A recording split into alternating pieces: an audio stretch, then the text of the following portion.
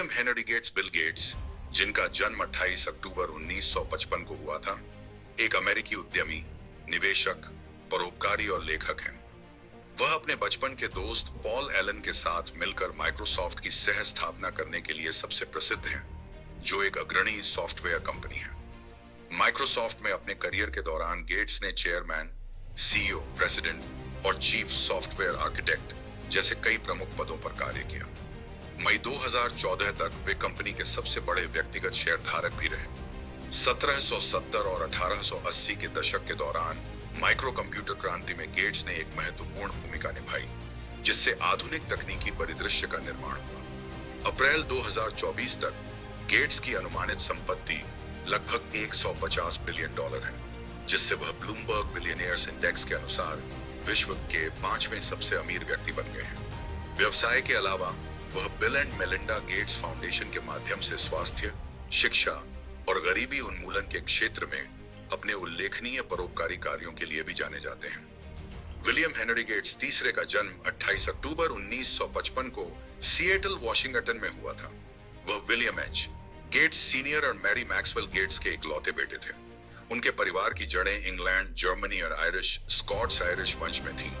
उनके पिता एक प्रसिद्ध वकील थे, जबकि उनकी मां कई संगठनों से जुड़ी हुई थी, जैसे कि first interstate bank system and United way of America के निदेशक मंडल।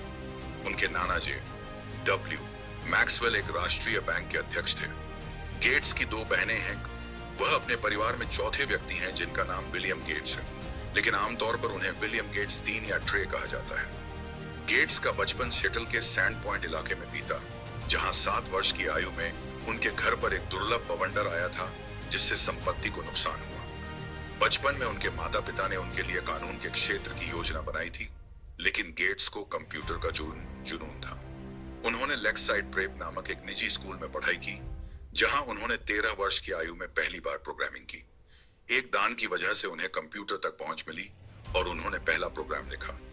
उन्होंने कुछ दोस्तों के साथ मिलकर लेक्साइड प्रोग्रामर्स क्लब की स्थापना की, जो सॉफ्टवेयर में बग खोजने के बदले कंप्यूटर समय प्राप्त करते थे। 17 वर्ष की आयु में गेट्स ने एलन के साथ मिलकर ट्रैफोडेटा नामक एक प्रोजेक्ट शुरू किया, जो इंटेल 8008 प्रोसेसर पर आधारित ट्रैफिक काउंटर बनाने का प्रयास था। 1992 में गेट्स अमेरिकी प्रतिनिधि सभा में एक संसदीय पृष्ठ के रूप में कार्यरत रहे और उन्हें राजनीति के क्षेत्र की शुरुआती जानकारी मिली। व्यस्त कार्यक्रम के बावजूद गेट्स ने शैक्षणिक रूप से उत्कृष्ट प्रदर्शन किया और 1973 में लेक्साइड स्कूल से स्नातक होते समय नेशनल मेरिट स्कॉलर बने। उन्होंने एसएटी में 1600 में से 1590 का स्कोर प्राप्त किया और उसी वर्ष हार्वर्ड कॉलेज में दाखिला लिया।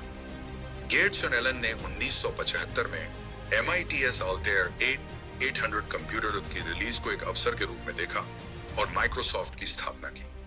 हार्वर्ड में पढ़ाई छोड़ने के बावजूद गेट्स ने कंपनी को सफल बनाने का दृढ़ संकल्प किया और सोचा कि अगर कुछ गलत हुआ तो वह दोबारा पढ़ाई पर लौट सकते हैं। उनके माता पिता ने उनके निर्णय का समर्थन किया और इसी से उनकी तकनीकी यात्रा शुरू हुई। हार्वर्ड में रहते हुए भी गेट्स ने प्रोफेसरों के साथ मिलकर समस्याओं का समाधान निकाला और एल्गोरिथम बनाए। की लगन और कंप्यूटरों के प्रति जुनून ने माइक्रोसॉफ्ट की स्थापना और तकनीकी दुनिया में सफलता की नींव रखी। हार्वर्ड में उनका समय संक्षिप्त रहा, लेकिन उन्होंने गणित और कंप्यूटर साइंस के चुनौतीपूर्ण कोर्स किए, जिसमें मैथ 55 भी शामिल था। हालांकि उन्होंने कोई औपचारिक डिग्री पूरी नहीं की, पर उनकी पढ़ाई ने भविष्य की सफलता का मार्ग प्रशस्त किया। जनवरी 1975 में गेट्स ने पॉपुलर इलेक्ट्रॉनिक्स पत्रिका में अल्टेयर 800 के बारे में पढ़ा और MITS से संपर्क किया, एक बेसिक इंटरप्रेटर बनाने के प्रस्ताव के साथ। हालांकि उस समय उनके पास अल्टेयर नहीं था और उन्होंने उसके लिए कोई कोड नहीं लिखा था। MITS के अध्यक्ष एड रॉबर्ट्स ने डेमो के लिए सहमति दी, जिसके बाद गेट्स और एलन ने तेजी से एक अल्टेयर एमुलेटर और बेसिक इंटरप्रेटर विकसित किया। डेमो सफल रहा और MITS के साथ अल्टेयर बेसिक के वितरण का सौदा हुआ। गेट्स ने हार्वर्ड से छुट्टी ली और MITS में एलन के साथ काम शुरू किया। उनका साझेदारी माइक्रोसॉफ्ट के नाम से शुरू हुई, जिसे बाद में महाडेनिये माइक्रोसॉफ्ट के रूप में दर्ज कराया गया। गेट्स फिर कभी हार्वर्ड नहीं लौटे। माइक्रोसॉफ्ट का अल्टेयर बेसिक कंप्यूटर शौकीनों के बीच लोकप्रिय हुआ, लेकिन गेट्स ने पाया कि इसके अनधिकृत संस्करण फैल रहे हैं। इसके जवाब में उन्होंने ओपन लेटर टू हॉबीइस्ट्स लिखा और लोगों से सॉफ्टवेयर के लिए भुगतान करने की अपील की ताकि डेवलपर्स को प्रोत्साहन मिल सके।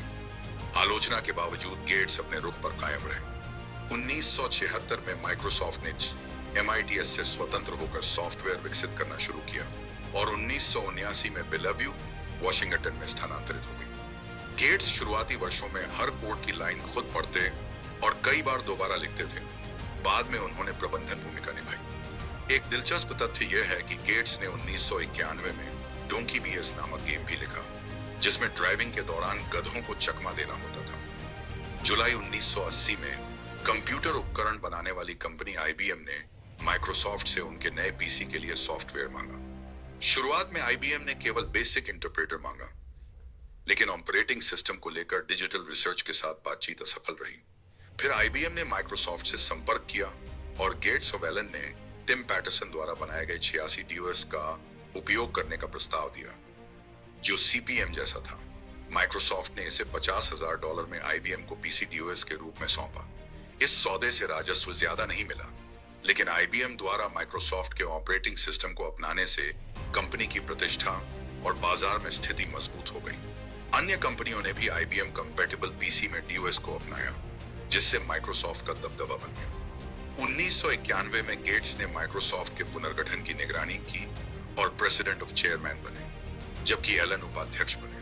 हालांकि बाद में उनके संबंधों में खटास आई, इन समय के साथ दोनों में सुलह हो गई और एलन की 2018 में मृत्यु तक वे अच्छे मित्र बने रहे। गेट्स एक अनुशासित जीवन जीते हैं, अपने दिन की योजना मिनट दर मिनट बनाते हैं, जैसा कि अमेरिका के राष्ट्रपति करते हैं। अत्यधिक धन होने के बावजूद वे 1997 तक सामान्य विमान सेवा से यात्रा करते थे, जब उन्होंने निजी जेट खरीदा। उन्हें पढ़ना, ब्रिज खेलना, टेनिस और गोल्फ का शौक है। उनके संग्रह में लियोनार्डो दा विंची की कोडेक्स लेस्टर 1994 में $30,08,000 में खरीदी और समुद्री painting lost on the grand banks 1998 में डॉलर में खरीदी, $30 मिलियन में खरीदी शामिल हैं, जो उस समय की सबसे महंगी अमेरिकी पेंटिंग थी। 2016 में गेट्स ने बताया कि वे कलर ब्लाइंड हैं। मई 2022 में उन्होंने कोविड-19 पॉजिटिव होने की घोषणा की, लेकिन 3 टीके लगवा चुके होने के कारण लक्षण मामूली थे। गेट्स ने 1994 में मेलिंडा फ्रेंच से विवाह किया, जिनसे उनकी मुलाकात 1987 में माइक्रोसॉफ्ट में हुई थी। उनके 3 बच्चे हैं, जेनिफर, रॉरी और फोएबी। उनका शानदार घर मेडिना, वॉशिंगटन में स्थित है, जिसमें 60 फुट का अंडर वाटर म्यूजिक वाला स्विमिंग पूल, विशाल जिम और भोजन कक्ष शामिल हैं। मई 2021 में 27 वर्षों की शादी के बाद उन्होंने अलग होने की घोषणा की। हालांकि मेलिंडा 19 से तलाक पर विचार कर रही थी। इसका कारण बिल गेट्स और जेफरी एप्स्टीन के संबंधों को बताया गया। उनका तलाक 2 अगस्त 2021 को अंतिम रूप से हुआ। 1994 में गेट्स ने अपनी माइक्रोसॉफ्ट की कुछ शेयरों को दान में देकर विलियम एच. गेट्स फाउंडेशन की स्थापना की और बाद में 2000 में उन्होंने अपनी पत्नी के साथ मिलकर 3 पारिवारिक फाउंडेशन को मिलाकर bill and Melinda Gates foundation की स्थापना की, जो दुनिया की सबसे बड़ी परोपकारी संस्था बन गई। 34 करोड़ 6 लाख डॉलर से अधिक की संपत्ति के साथ यह फाउंडेशन उन वैश्विक मुद्दों पर ध्यान देता है जिन्हें सरकारें और अन्य संगठन अनदेखा कर देते हैं। डेविड रॉकफेलर की परोपकार से प्रेरित होकर गेट्स ने अपनी परोपकारी रणनीति रॉकफेलर परिवार की तर्ज पर बनाई। यह फाउंडेशन एड्स, टीबी, मलेरिया जैसी बीमारियों से लड़ने, परिवार नियोजन और स्वच्छता सेवाओं की सुविधा प्रदान करने जैसे कार्यों में मदद करता है। हालांकि इसके निवेशों को लेकर आलोचना भी हुई है, पर फाउंडेशन अधिकतम लाभ के साथ निवेश करता है और कंपनियों के फैसलों को प्रभावित करने के लिए वोटिंग अधिकारों का उपयोग करता है। 2020 के सिंगापुर फिनटेक फेस्टिवल में गेट्स ने सरकारों से भविष्य की महामारियों की तैयारी के लिए निवेश और संभावित परिदृश्यों के अभ्यास की आवश्यकता पर जोर दिया। उन्होंने कोविड-19 मास्क को सामान्य जीवन का हिस्सा बनाने की वकालत की और इसकी तुलना सार्वजनिक स्थानों पर पैंट पहनने से की, यह बताते हुए कि ऐसे निवारक उपाय वायरस के प्रसार को रोकने के लिए आवश्यक हैं।